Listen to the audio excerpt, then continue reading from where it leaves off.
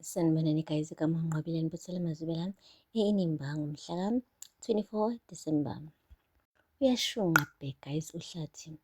Utshele kahle uZoleka ukuthi uyamthatha manje uqhawe indodakazi yakhe umyisa le kumamiya oyisangoma ozohlola phela athole ukuthi yini angamsiza ngayo uqhawe njengoba ephethwe isifo senhliziyo. Hhayi uZoleka-ke uyayala, uyayiphetha leyo ndaba, uyasho ukuthi akukho mntwana wakhe okungagenjulwa ngayo yena nobomi bakhe. Usho kahle ukuthi yeyi, bazini laba bantu laba abaphosa amathambo, bazophosa amathambo bese betholani vele? Uqhawekazi udinga isejari, akadingi ukuyiswa kumuntu oyisangoma. Uthi uHlathi yeyi, ungazozenza ngcono wena ngoba nakhu usuhambile wayofunda, wagqoka ijazi, wagraduate-a, usubona sengathi izinto zesintu ayisabalulekanga. Uzothola ukuthi nje uqhawe akaguli ngisho ukugula yonke lento i-spiritual. Wathi uZoleka lalela, ngithe owami umntwana akuzukugenjulwa ngaye, andimyisi apho, yandiva uba ndithini kuwe? Wathi lalela la, uzowenza ngendlela yakho yesilungu, mna ndizowenza ngendlela yami yesintu. Ndiyamthatha uqhawekazi, finish and klar. Uthe suka lapho uHlathi waqonda ngqo koThumeka. UThumeka wamfica kahle esakhuleka ugele ephethe neBhayibheli. Wathi yabo, iyona-ke into eniyaziyo le, niyakhuleka.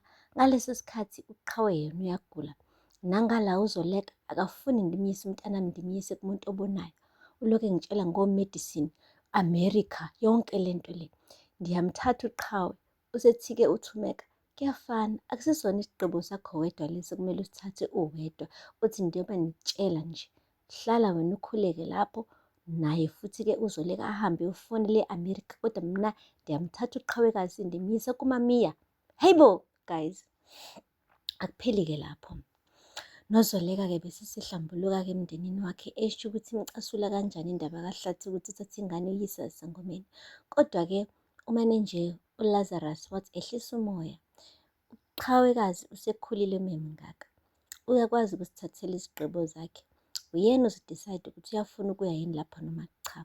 Uqhawekazi uhlakaniphile, ubona nje, ukwazile ukuthi akhulume nami izolo, andikhombise ukuba ubomi bufutshane. Wakwazi nanokuthi angibonise ukuba ndithethe notata.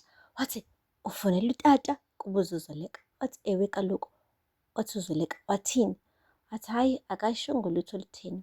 Yimina ommemile ngathi akeze sisotshwe iChristmas, kodwa nje akakhombisanga njengomuntu ozofika. Bathi-ke mina ndiyidlalile indima yami, ndamxelela ukuba yonke lento ebendiyitsho bendingayihlosanga kaloku. So sekukuyena-ke ukuthi wenze njani. Hayi bo, wamane wathi uZoleka, yeyi, ukhulile uqhawekazi.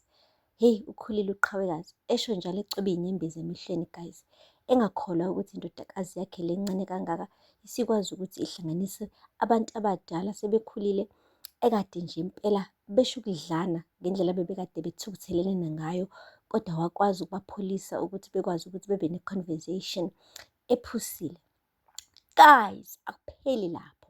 Kushuthi-ke i-phone call kaLazarus ifike yathi tifa enhlizweni yakhe-ke uyise, ngoba nje bathe basahleli bewumndeni, qhamukiyani ubaba kaLazarus ehamba nodadewabo uNomfundiso. Yeyi, uZoleka benoLazarus basukume bama ngey'nyawo bethukile bengayiboni nanokuyibona ukuthi lento iyenzeka ngampela noma iyiphupho yini. Umane nje wathi molweni apha ekhaya. Hayi, wavuma eshesha-ke uLazarus, amehlo akhe wakhiphe wonke, efuna ukuba nesiqiniseko sokuthi lento yenzeka nyani guys. Umane nje wahlala phansi uyise, wathi andidinga ukuba ndithethe nawe-ke Lazarus, sigqibo kumele nje impela sithethe. Hhayi, bahamba-ke bayothetha. Wathi yazi nyana wami, amazwi wawesho kumina ngaleya mini, ngaphrithenda sengathi andiweva, kodwa eyi, andihlaba apha enhlizweni. Lapho usutsho khona ukuba uyafisa ukuba kwahamba mina esikhundleni sikanyoko, wathi kwahamba umzali o-wrong emhlabeni.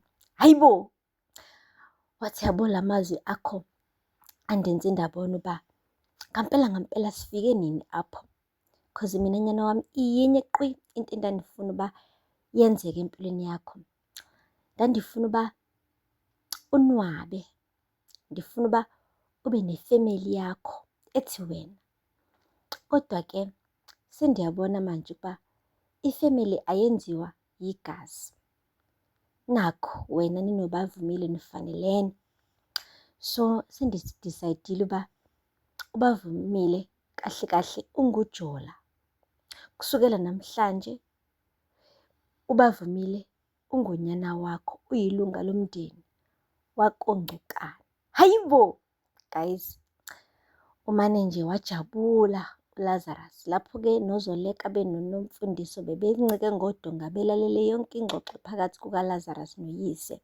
Ngabona uZoleka nayijabula ngale ebambe ihagi-ke kuNomfundiso, sebebona ukuthi le mpi bekade beyilwa ukuthi bahlanganise-ke oBikitsha noNgcukana-ke isinqotshiwe guys, kalula kanjalo.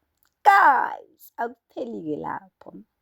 Hlathi umane nje wafika nayiqede thi koBikitsha phela ezosho ukuthi usezolanda uqhawe, ngoba-ke sebeyenzile i-appointment yokuyobona phela-ke isangoma lesi sosindisa-ke impilo kaqhawe according to him.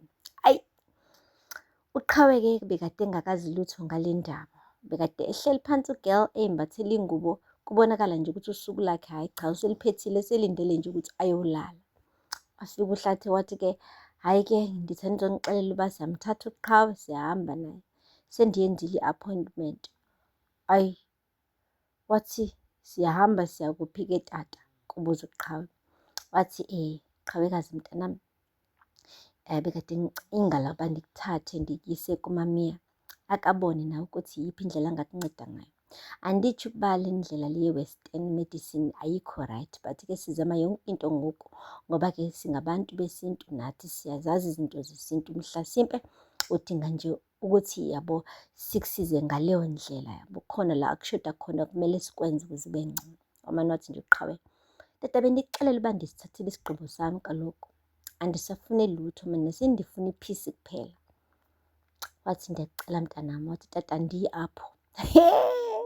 Guys, wathi andizi. Lapho ngabona ukuthi inhliziyo kaZoleka iyagijima manje, ishaya isipantsula manje, yagquma iyajabula. Uyabona manje ukuthi uqhawekazi usesaphotha yena, ngoba nayo bengafuni ukuthi-ke ayeke kulowo mamiya akade efuna uHlathi aye kuyena. So nje uZoleka umane nje wahleka in silence, esho ukuthi nazo thatha qhawe, good. So ikanjalo-ke uHlathi-ke imizamo yakhe-ke iphelele emoyeni njengomjuluko wenja guys. Kodwa bandla asimbeki icala, nayo bezama ukusiza njengotata kaqhawe. Akupheli-ke lapho-ke, uqhawe-ke uke wahamba futhi-ke watshela umawethu ukuthi uyamfriend zona guys.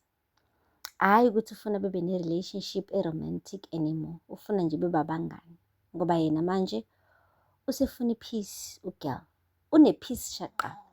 Waqeda lapho waya ku-Onga, washo ukuthi bangaqhubeka-ke ne-romantic relationship, but akafuni ukuthi athathe izinto fast, ufuna nje be-enjoye i-relationship cause ubomi bufutshane. Lokhu esho njalo ugirl wathi yabo manje ngicinga smart, ngicinga sharp cause I know i-timeline yami imi kanjani.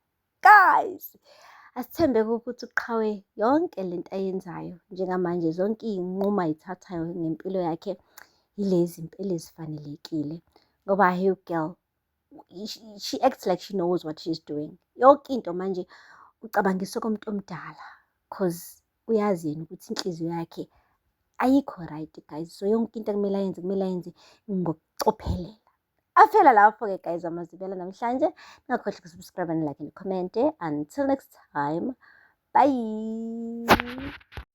Sanibonani guys, igama uNgqwabileni Buthele Mazibela eNimba ngomhla ka-24 Disemba. Uyashunqa bhe guys uHlathi. Utshele kahle uZoleka ukuthi uyamthatha manje uqhawe indodakazi yakhe umyisa le kuma